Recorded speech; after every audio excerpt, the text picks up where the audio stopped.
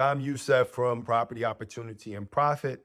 And today I want to talk about 5 things that will probably stop you from starting your business. Let's go.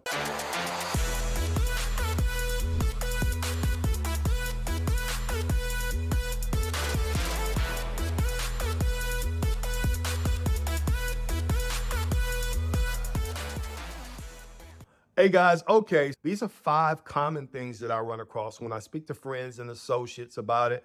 They may not be all the things that stop people from starting businesses, but I just find it to be common discussions with people that are thinking about starting small businesses but haven't pulled the trigger yet.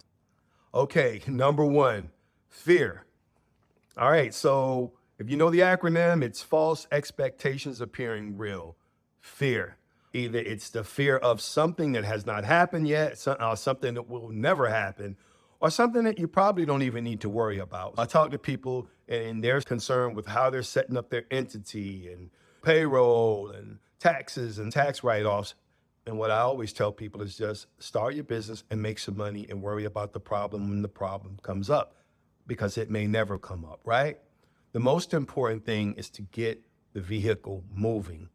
That requires the most energy, that requires the most thought process. Once you get past that, then everything else may or may not start falling in order, but at least you've taken action. So fear, that's number one. Don't succumb to it. Don't allow it to stop your progress, all right? Number two, the good old employee mindset. Now, I'm going to be fair on this one because those of you guys who have worked jobs for 2, 3, 4 decades, it's very hard to get out of the mindset of an employee.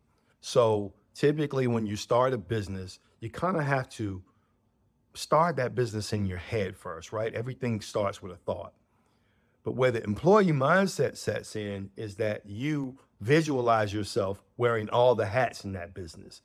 And you also tell yourself, if I'm not good at it, I need to learn that skill set. A successful leader and a successful business owner is always thinking about who can I find to do the how. In the beginning, you may have to wear a lot of hats, but eventually you want to work yourself out of the business and start working on the business. That should be the goal of any effective business owner. Number three, overestimating what it may cost you to get off the ground and get it running. Every business that I have started, I have bootstrapped. Now, bootstrapping does require a level of creativity. I had one business, had 2 locations, and about 40 employees. I started that business out of my pocket. We started small. I hired family to come in and help me a little bit, and we were able to grow and get that business profitable. I successfully sold that business. Now, when I tell you bootstrap a business, what I mean is think about ways you can use shared office spaces. Think about ways you can start the business from your home. Think about ways that you can save money just until the business gets up and going.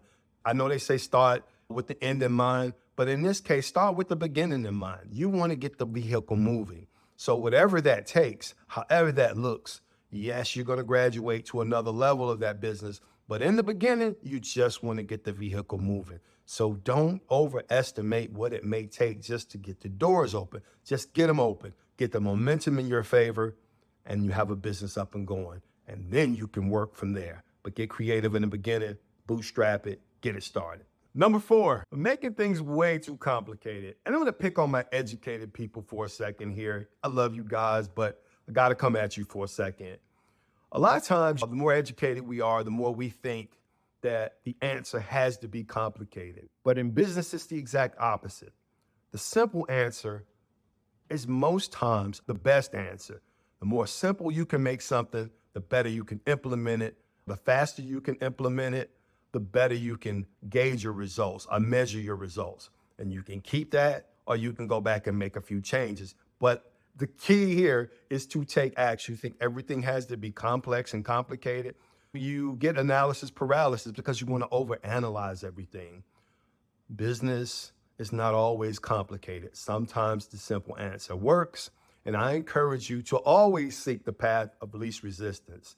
We just want a path to take action and get the ball rolling. Again, We're trying to get this car moving, and we're sitting still because we're overanalyzing why the steering wheel's on the left side instead of the right side. We don't know. It just is. Let's drive the car. All right. Don't be complicated. Number 5, last but not least, seeking counsel with the wrong people. Your friends are your friends. You love them. They love you. They have good intentions. But on this journey right here, here's what I need you to focus on. I need you to focus on taking counsel from only people who have succeeded in the thing that you're trying to do or either had success in small business themselves, because some business principles are universal. You're excited about your business, you want to share it with people, and people are going to probably give you their input because they're going to feel like that's what you want. I get it. But here's what I encourage you to do.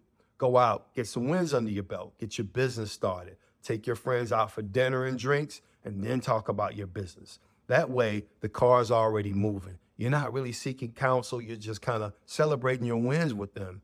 And if they're your real friends, they'll celebrate with you and congratulate you. But at some point, they're going to know, listen, I can't advise you. You're already doing your business, you're doing your thing. Some people may still try, but I encourage you to only seek counsel with those who are able to counsel you, those with experience, right? Those who have made the mistakes that you are going to have to make in business sometime.